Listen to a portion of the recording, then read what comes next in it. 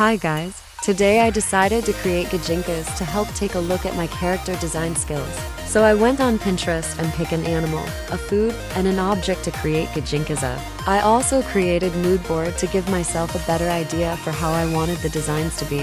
Hopefully with this video, I can use later on to see how much I develop in art. Oh, if you don't know what a GIJINKA is, it is designing a human or humanoid for something that isn't. So now, with that out the way, we can now get to the designs.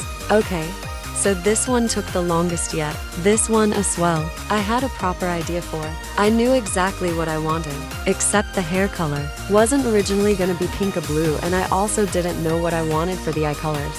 I knew I had to make her outfit frilly to represent the fins on the fish. Also, here is the mood board I used for this piece. I think the mood board is pretty. I also just wanted to give an overall beach vibe. Also, I do have some thoughts of how all the designs in this video would act as characters. So I think for her, she would live in a beach house and be quite rich. I knew for her, I wanted her to be a very kind person, who typically tends to be calm. Also guys, it's almost the end of May, meaning it's almost June, meaning art fight's almost a month away. I still have to prep as there's some characters that don't have designs that are up to date, but that's only a few characters, but other than that I should be ready considering I have a lot on my hit list. After the theme release I will have to update my goals. Back to the design, I color picked a lot of the fish she is based off on. And just a small warning for the other designs, which I will mention later on. Don't expect all 3 designs to be the same quality.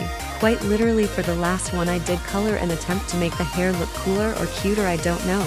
But for this one and the next GIJINKA, I did use a grayscale method for shading. I also just threw a bunch of colors over together to make the entire canvas look pretty as well as the design. This may seem off topic, but I really want to make a comic and been wanting to do that for years. So when I know what story I want to make a comic, or if I use a new story for it. But if I did something like that, it would still take ages to make. And I'm hoping to make a small animatic for YouTube Shorts TikTok format before the end of June, so I hope I can get that done. Hopefully as well I can try to introduce all my OCs. Here is the final result. I like how it came out and think it looks a little better to what I was envisioning. Now we can move on to the food. GIJINKA. This one is probably my favorite, and this one I had absolutely zero ideas for since I knew that I wanted her to be yellow and star themed, but I don't think my star idea comes across since I wanted it to be in the hair, but I can't even notice it myself. Looking back, I could have added stars to the buttons. I made sure to add the cherry detail as a hair accessory and also the eyes, as they are a focal point of the cake in my opinion due to the color contrast. I did make a lack of drawing sprinkles in her design, but I knew I wanted it in the hair, as I wanted the entire head to act as the top layer of the cake. No, thinking of the blonde hair and half pigtails with red eyes, it reminds me of Misa from Death Note. I haven't actually watched Death Note, but it's very iconic to me.